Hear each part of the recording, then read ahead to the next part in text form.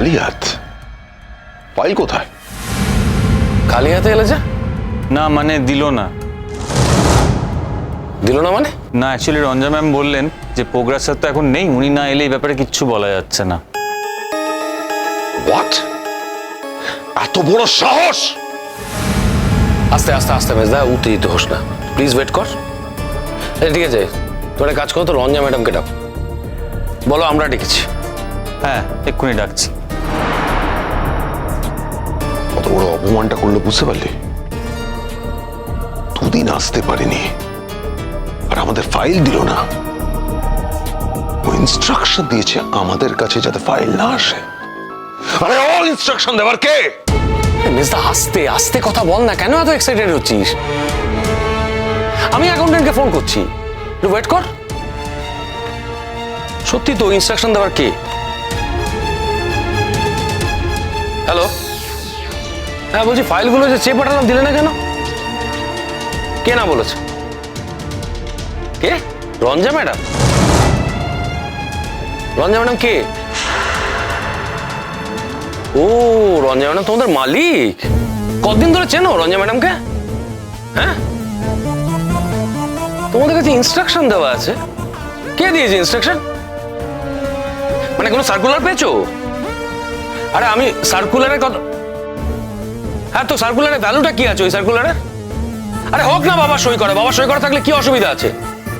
ওই সার্কুলারের কোনো দাম আছে আদৌ? শোনো বাড়তি কথা বলো না, যেটা বলছি সেটা করো। তোমাকে ফাইলগুলো দিয়ে যেতে বলেছি, ফাইলগুলো এখানে পাঠাও, তা নাহলে তোমার চাকরিটা কিন্তু থাকবে না। হ্যাঁ সেটা মাথায় রাখো, ফাইলগুলো পাঠাও। কি বললো? বাবা নাকি বলেছে উনি আর পোখরাজ ছাড়া কাউকে ওরা নাকি ফাইল দিতে পারবে না। কি করছে বলতো বাবা এগুলো? কি করছে? সারাটা জীবন একের পর এক ভুল করে নিজের ছেলের জীবনটা নষ্ট করে দিচ্ছে। কেন এটা করে কি পায় বাবা? এখন তো দেখছি পুরো পরিবারটাকে শেষ করে দেওয়া ধান্দা করছে। এই রাধিকা এখানে এসে ঢুকলো বলে আমি তোকে বলে রাখছি বিশু। তুই কি বলবি মেজদা, আমি জানি না। শোন মেজদা, আমি তোকে একটা কথা বলে দিলাম, আগে রাধিকার বাপটাকে তাড়াবো, রাধিকার বাপটাকে আগে তাড়াবো। না না না না না না না, আগে রঞ্জাকে তাড়াবো, তারপর এলাম।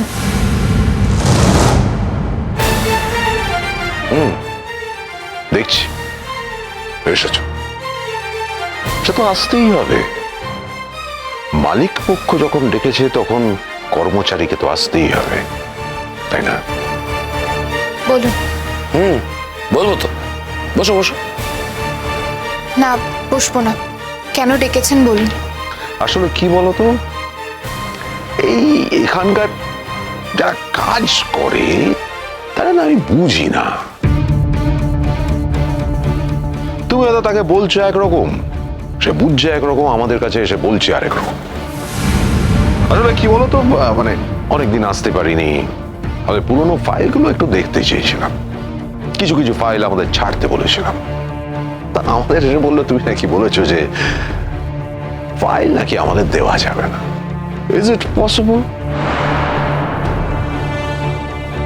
একজন কর্মচারী সে মালিক পক্ষের ফাইল আটকাতে পারে? তুমি বলো। দেখো, সকলের প্রতিনিধি হয়ে আমরা এখানে এসেছিলাম, এখন সবাই অপেক্ষা করে আছে আমরা গিয়ে কি বলবো সেটা শোনার জন্য। সবাই বলতে? সবাই বলতে আমরা, পেশেন্টরা, আর যারা নন মেডিকেল স্টাফ আছে তারা। ও সরি গো, তোমাদের কথা রাখতে পারলে আমার খুব ভালো লাগতো।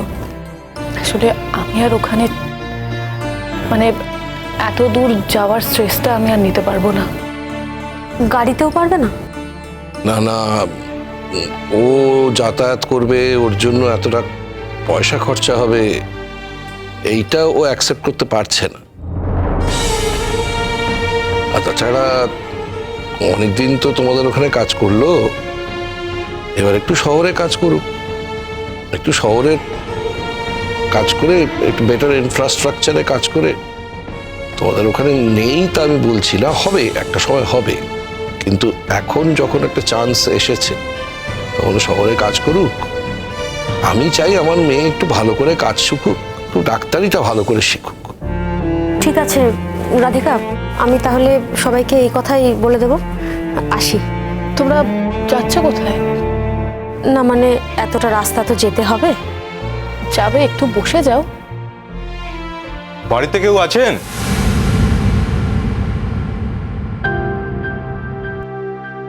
হ্যাঁ বলুন। ডক্টর রাধিকা ম্যাডাম বাড়িতে আছেন? হ্যাঁ আছেন। ওনার নামে একটা ফুলের বুকে ছিল।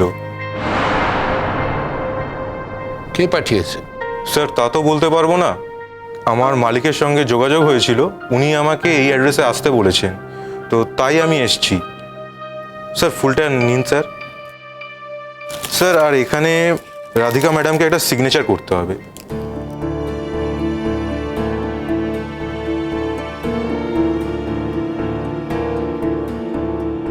অপেক্ষা করুন।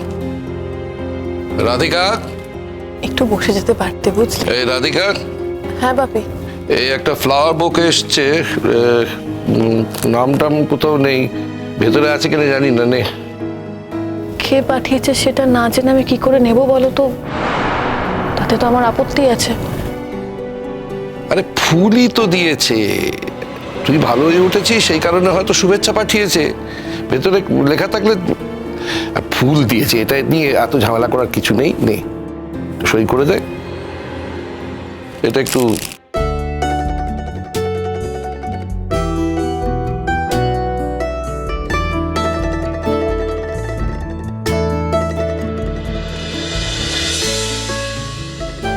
এই নিন। Thank you sir. নিশ্চয়ই স্যার পাঠিয়েছে। স্যার পাঠিয়েছে বলছো কেন? অন্য কেউ তো পাঠাতে পারে। আমার মনে হয় না অন্য কেউ পাঠিয়েছে, স্যারই পাঠিয়েছে। নিজে কোনোদিন সামনে আসবে না বলে দূর থেকে ফুল পাঠিয়েছে। হ্যাঁ ঠিক, আমি কর্মচারী, কিন্তু আপনারা যে মালিক পক্ষের কেউ সেটা তো আমার জানা নেই। অন্তত অফিসিয়াল নোটিশ সেটা নেই। আর দ্বিতীয় কথা, আমি কর্মচারী হলেও আমার বাড়তি কিছু দায়িত্ব আছে, আর সেটা হলো পোখরাজ সেনগুপ্তর অনুমতি ছাড়া আমি ফাইল কাউকে দেখাতেও পারবো না আর কাউকে দিতেও পারবো না। অ্যাকাউন্টসকে সার্কুলার করে সেটা বলা আছে, আর সেই সার্কুলার কিন্তু সই করেছে দাদুভাই নিজেই। তাই আপনাদের যদি কিছু ক্ল্যারিটি দরকার হয়, গিয়ে দাদুভাইয়ের সাথেই কথা বলে নিন।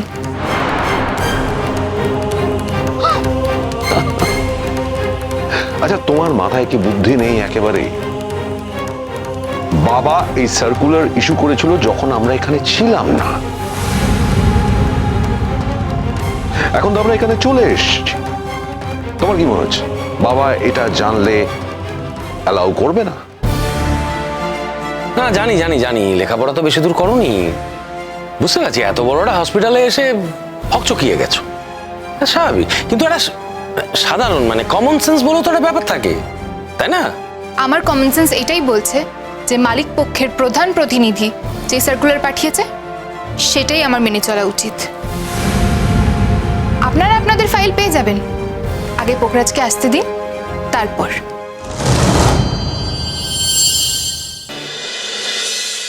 কিন্তু রাধিকা যা রেগে আছে, তাতে আমার তো মনে হয় না আমাদের ওখানে ফিরে যাওয়ার আর কোনো চান্স আছে। তবে আরেকটা কথা যে স্যার বলে দিয়েছিল, সেটা তো না বললেই নয়। হ্যাঁ আমি বলছি।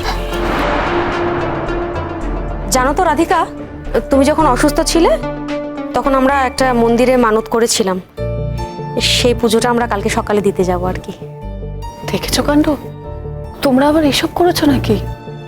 আসলে কি বলতো, তখন না আমাদের হাতে আসলে কোনো অপশন ছিল না, মানে মাথা কাজ করছিল না, অথচ ডেসপারেটলি কিছু একটা করার চেষ্টা করছিলাম আর কি।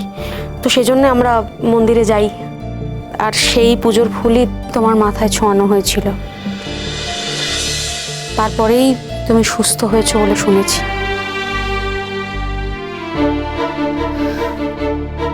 তোমাদের আর কি বলি বলো তো? তোমরা আমাকে এতটা ভালোবাসা দিয়েছো না, সে ভালোবাসা কখনো ভোলার নয়।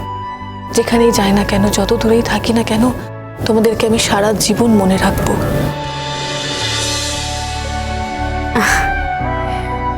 বলছি যে হসপিটাল না যাও, কালকে মন্দিরে মানতের পুজোটায় চলো প্লিজ। স্যার ও মন্দিরের পুজোটাতে যেতে পারে তো? কাছাকাছি হলে পারবে, না পারার তো কিছু নেই। কাল কখন? ওই সকালের দিকে। ঠিক আছে, যাব।